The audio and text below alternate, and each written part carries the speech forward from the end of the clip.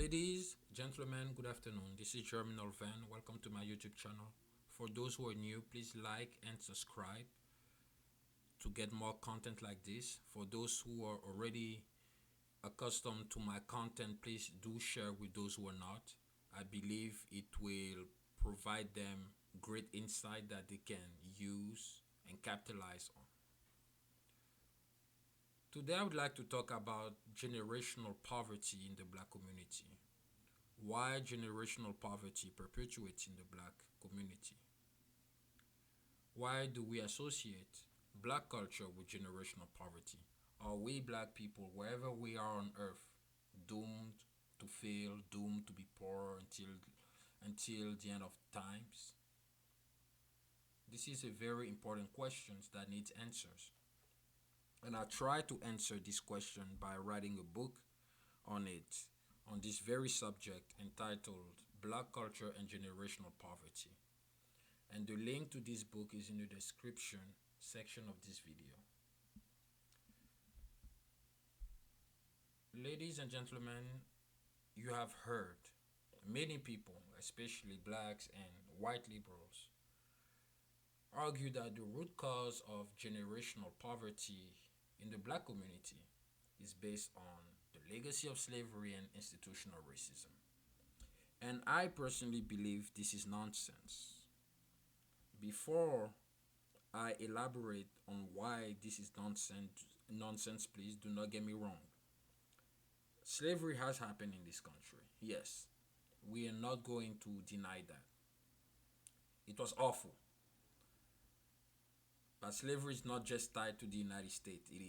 It has happened everywhere. Institutional racism at some point in the history of this country was established. Yes. When you look at cases like Plessy versus Ferguson, this is a true example of institutional racism. Jim Crow, all the discriminatory laws that were put in place to prevent black people to have access to public resources, those were examples of institutional racism. However, I do not believe that the legacy of slavery and institutional racism are the root cause of generational poverty in the black community. I do believe, however, that the root cause of generational poverty in the black community is based on behavior. Behavior that are embracing counterproductive habits of hood culture that hold the black community back from socioeconomic advancement. You see, people, the problem is that for those who take the stance that the legacy of slavery and racism are the reason why black people are struggling so hard to advance in this country, assume that black culture or black people by default are deterministic. And that's not true. For those who are not familiar with the term, deterministic in philosophy means that whatever happens to you, you're not responsible for it. Basically, you're a product of your environment. And I believe this is nonsense once again. We as human beings are by nature consequentialist. Consequentialist is the opposite of determinism. Consequentialist means that we are responsible for every single action that we execute. We must bear the consequences of every single action that we perform. And that is why, as human beings, we are free by default, because we choose what action we want to perform. Because to say that XYZ happened because it's not someone's fault, therefore, you are basically exempting people from responsibilities. Again, do not get me wrong, slavery has happened in this country. It has harmed black people in this country to some extent. Yes. Institutional racism has happened in this country too. Yes. I'm not going to deny that. As I said, we had Jim Crow laws that prevented black people to have access to public resources. Yes, these things exist. But again, I'm coming back to my point. These things did not prevent black people from advancing socioeconomically. Slavery was a legal institution until 1865. And before its abolition in 1865, the black population was mostly made up of slaves. Okay?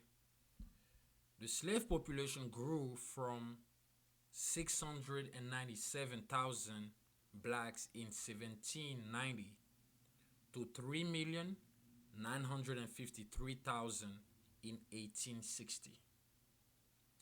The freed slave population grew from 59,000 in 1790 to 488,000 in 1860.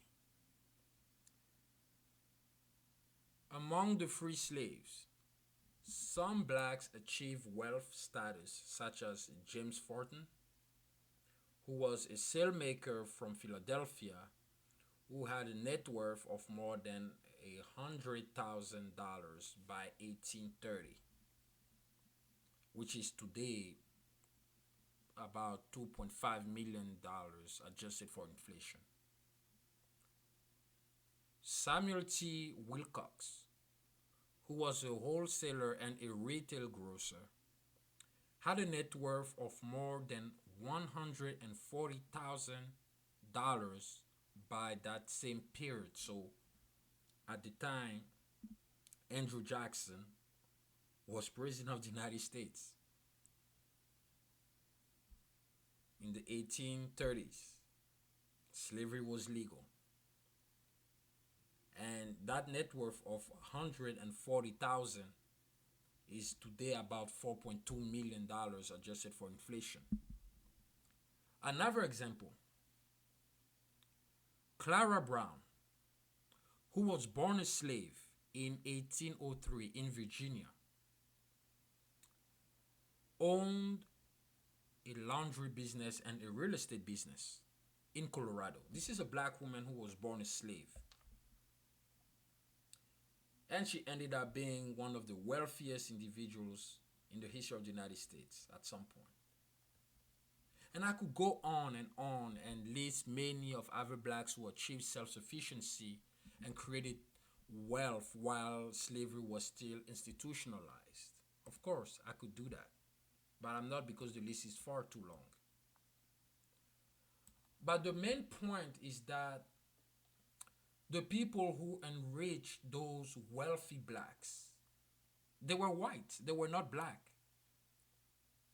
How can you explain that in a time when slavery was an institution, legal institution enforced by the US government to prevent Negroes from advancing socioeconomically, treating them as properties, and yet during that period where everything was set to prevent them from advancing, there were still some black people who still managed to make a difference.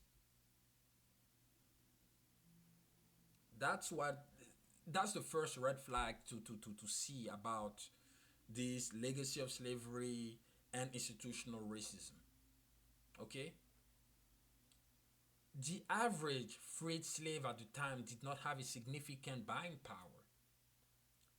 So even the freed slave that would purchase the products or service of those rich black folks that I just mentioned, even if you combine all of them, those rich black folks would have not been as rich as if it wasn't for white customers who were buying their product or investing in their businesses.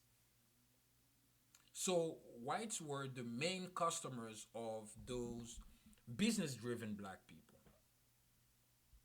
So if slavery is the cause that prevented blacks from becoming self-sufficient, then no black person in the all United States of America would have become self-sufficient at all, let alone wealthy.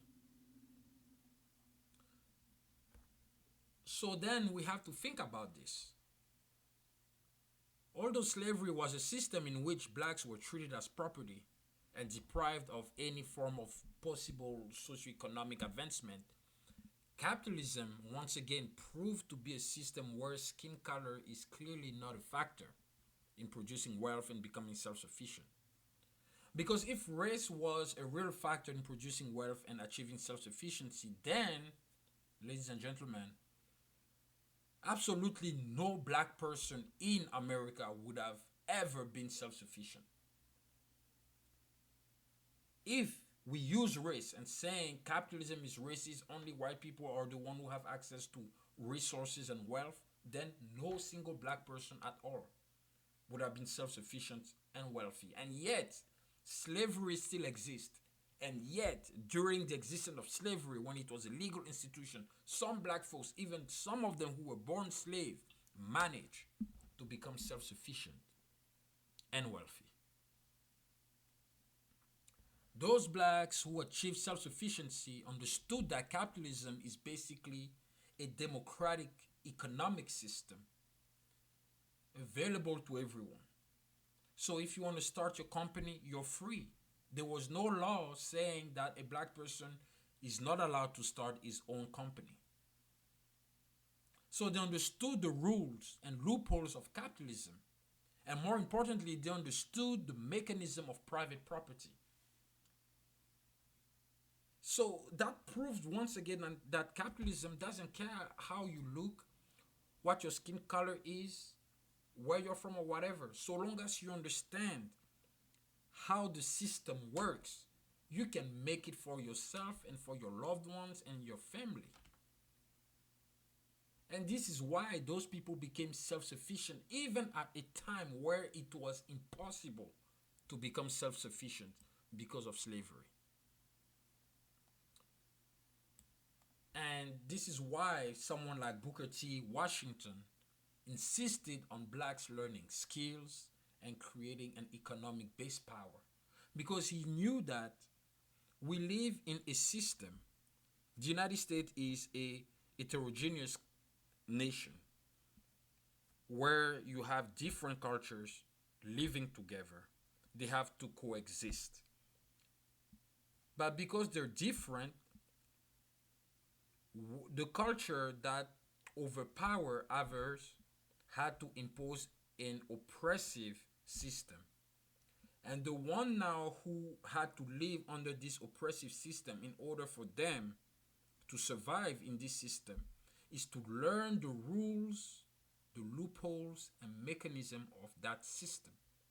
And that is what Booker T. Washington was preaching throughout his life. He said, black people, we do not have the resources to fight whites. They're the ones who started this country. They impose upon everyone else the moral codes, the customs, the culture, the political, legal, and economic system. We do not have the means to fight back. So instead of trying to fighting back at all costs, let's learn their system. I am sure that by learning their system, we will learn the loopholes of that system, because every single system on earth has loopholes. If you understand the system, you can figure out the loopholes, and once you figure out the loopholes, you can take advantage of the system. That's what Booker T. Washington was praising. He was saying focus on the skills and the education you need to make up in this society. Because yes, we're not going to say it's not true. White people at the time were very racist. Yes, they did not want black people to thrive, but they created a system where anyone can thrive if he or she understands how the mechanism of that system works. So that's what Booker T. Washington was advocating for. Emphasis on skills and emphasis on created an economic power base. And unfortunately, the black community today does not have an economic power base.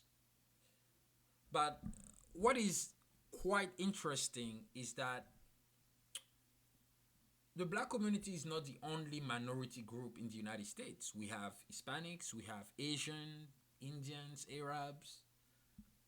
We have all sort. Basically, we have all sort of groups that are non-white. But when you look at the Asian and the Indian community, you see something very interesting. These people also experience discrimination. For example, in the late 1800s, the U.S. government enforced the Chinese Exclusion Act, which was a law that forbade Chinese from immigrating to the United States to pursue a better life. They were saying that Chinese people are dirty. Those yellow people, we don't want them.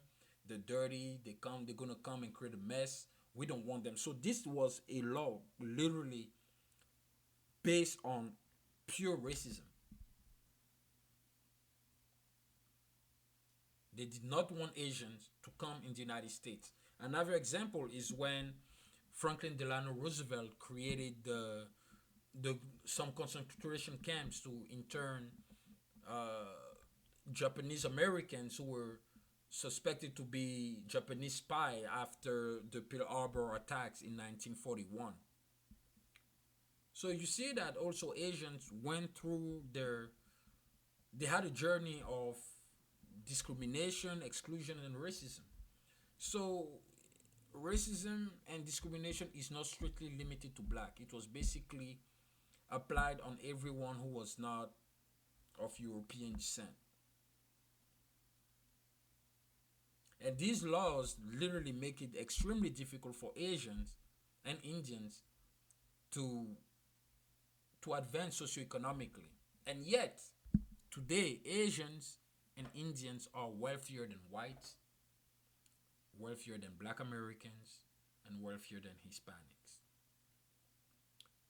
The fundamental reason that explains why Asians and Indians are more advanced than blacks, although they're all minorities, is that Asians and Indians embrace a set of productive behaviors that enable them to move forward while blacks did the very opposite. Asians and Indian Americans value education, they promote work ethic, frugality, and constant production through entrepreneurship. But blacks, on the other hand, embrace hood culture and its counterproductive habits. And hood culture heavily focuses on consumption, drug, alcohol, excessive social gatherings that bring no real substantial value to the people who are participating in such gatherings, sexual promiscuity, violence, lawlessness, and a strong aversion to work and anything else that does not contribute to productivity. That's what hood culture is about. It's anything that basically you shouldn't do. If you embrace hood culture, basically you are setting yourself for adamant failure.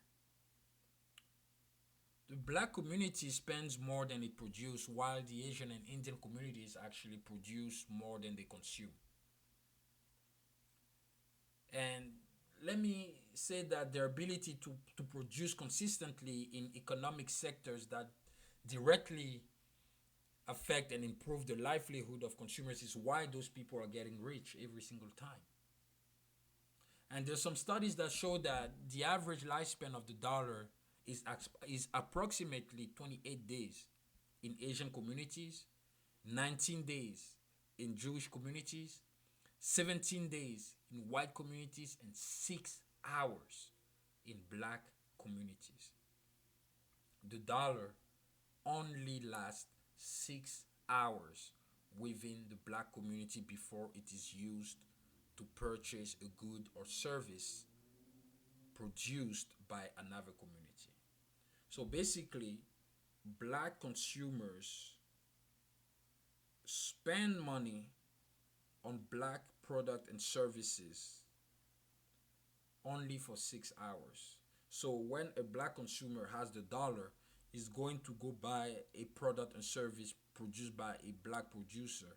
And that money will only last within the community for 6 hours. So after 6 hours, that money will be spent on a good and service produced by a white person or an Asian person or a Jewish person or whatever. But Asians, when they have money, so the Asian consumer will spend his money on goods and services produced by Asians. And he's going to do that for literally a month before he decides to buy that same good and service produced by another community or by another race. This is blatant. This is this is beyond me. 6 hours. But what this thing tells us? It tells us that the black community is poor because it does not have an economic power base. It is practically impossible for community to collectively achieve self-sufficiency if it does not have an economic system in which its people can rely on. If we look at, for instance, the Jewish community, ladies and gentlemen, we see that Jewish people are extremely wealthy wherever they are. And it's not just them. Like, even if you look at the Lebanese, for instance, Lebanese in Africa are very wealthy, and there's even a strong Lebanese community in Brazil. These people, wherever they go, they create an economic system. They create this economic system. It's internal, so that the wealth grow collectively within the community. So as they create this economic system, the money now can stay much longer in the community. But because black people do not have an economic power base, that's why the dollar only lasts 6 hours. So unlike Jewish people or Lebanese people who produce, black people consume. We consume extremely, we consume too much, and especially we consume on depreciating assets rather than appreciating assets. To be frank, it is impossible to create generational wealth when you invest in depreciating assets. Why? Because depreciating assets creates more debt. Let's take, for instance, a car. A car is a depreciating asset. You guys know that. And yet, people dying to buy a car. A car is more liability. As the car gets older, the more its value depreciates. It's interesting because black people invest in those. They don't, for instance, invest in stocks because stocks are intangible. They don't invest in stocks. But the stock market is one of the greatest platforms to actually build wealth. The only thing you have to do in the stock market is to be consistent in your investments. But only 1/3 of the black community invest in the stock market. And this 1/3 of the black community are basically people who have a college degree and maybe a graduate degree. But the average black Joe who just have a high school degree and trying to put food on the table does not even think about the stock market as a platform to invest and build wealth for his family and for the future generations. Although the stock market is a really, really good platform to create wealth. Because when we look at real estate, when we look at redlining policies, this has been really tough for black people to create wealth through real estate. Some have done so, but we know that it has been very difficult for black people to borrow money because the banks don't think that they're reliable debtors, creditors. Sorry, so it's hard. It's hard for black people to create consistent generational wealth through real estate, but they don't trust the stock market. While white people invest in the stock market like crazy, which enable them to secure the children's college funds, their education, and whatever they need in life. Those people are set. So depreciating assets create more debt, and it prevents people from saving. So in fact, if many black people fail to realize that the cost of depreciating assets exceeds their value. So in fact, they're losing. The more you invest in depreciating assets, the more you're losing. So what should we do to prevent generational poverty from perpetuating in the black community? Well, first, it is important for most members of the black community to be financially literate and to invest in themselves. It's important for them to understand how the financial system works, how capital markets works, how the tax system works. Today we have access to a lot more opportunities than our parents and grandparents. Today we have the internet, so it's very easy for us to create all forms of passive income. So today there's literally no excuse for a person to not have at least one source of passive income. YouTube is a great source of passive income. Today there are people who literally live off YouTube. They create 4, 5, 6, 7, 8, 9, 10 YouTube channels. And each of these YouTube channels has more than 1,000 subscribers and more than 4,000 public watch hours. So those guys get paid, and that's how they pay their bills. Creating courses, writing books, these are all type of ways to create passive income. So today there is absolutely no excuse for a black person to say, oh, I can't have passive income because the system prevents me. That's not true. It's garbage. It's garbage because there is no government law saying black people do not have access to that kind of resource. Black people do not have access to XYZ. Today that doesn't exist. And the funny thing is that at the time when those laws used to exist, black people were even doing better because they knew that they couldn't rely on the government to help them, so they rely on themselves. In fact, they were even better off. They were creating more businesses, they were creating jobs that lifted those who couldn't find a job out of poverty. But more importantly, when I say that black people should invest in themselves, I mean that they should invest in new skills. Today, anyone can learn a skill online. That's what I'm saying. Again, we have no excuse to not learn new things. Today, the internet is the greatest tool to learn new material. Today, you want to learn a skill, you go on the internet, and the internet provides you all the information, content, and tools that you need to learn that skill.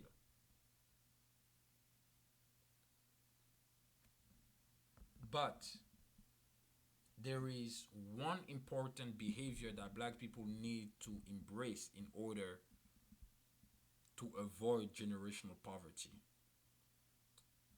And this is living a frugal lifestyle. A frugal lifestyle is what enabled rich people to create generational wealth for their families.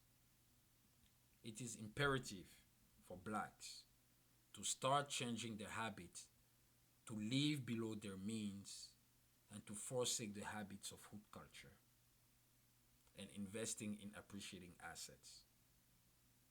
It is crucial for the black community to forsake the victimhood mentality. Otherwise, this concept of victimization will continue to maintain blacks in a state of perpetual dependence and poverty.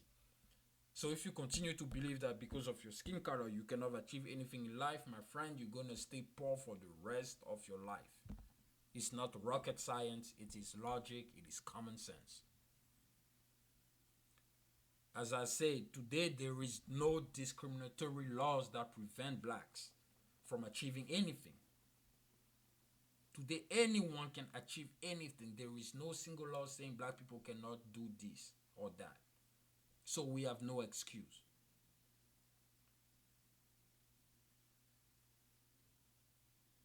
What we need to do, as I said, is to change our behavior embrace a more frugal lifestyle rather than a lifestyle of exhibition.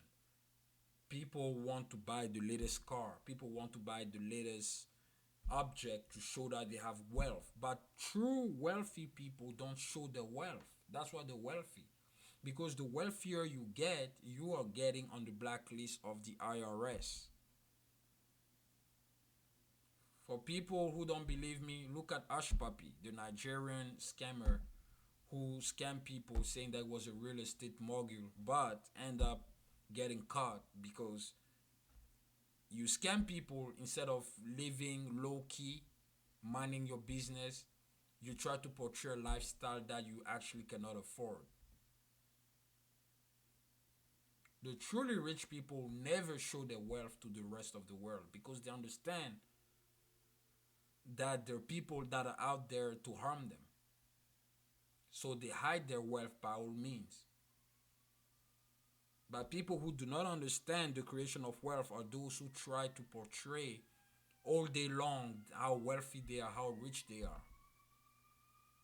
This doesn't make sense. And black people spend a lot, they consume a lot, and they don't produce enough. You cannot become wealthy by spending. You don't spend your way out of poverty. You save your way out of poverty. You become frugal. You live below your means. That's how you improve your condition and you are no longer poor. So I believe that generational poverty can be avoided, but it is up to us. We are human beings. Black people are human beings. And by default, we are consequentialists, meaning that we are responsible for the behavior that we adopt. If you adopt bad behavior, you're gonna have bad outcomes. If you adopt a good behavior, you're gonna get good outcomes. It is not rocket science. So it is not the system, it is not the legacy of slavery, it is not institutional racism that is preventing black people from advancing socioeconomically. This is nonsense. It is because black people are adopting counterproductive habits that prevents them from moving forward. So it is up to black people to change their conditions. If they decide to do so, you guys will see the results will be much better than it is today. I strongly believe that. Ladies and gentlemen, thank you for listening to this podcast. It was important for me to explain to people that it is black people are not doomed. They just need to understand that they have to change their behaviors if they want a different result. As Albert Einstein said, insanity is doing the same thing and expecting a different result. So if black people continue down that road and expect a different result, I believe it is safe to say that they're probably insane. Because someone who is not insane will change his methods when the previous method he used did not work. So the ball is in our court. It is up to us, black people, to change our fate if we want a different result. Otherwise, we're insane.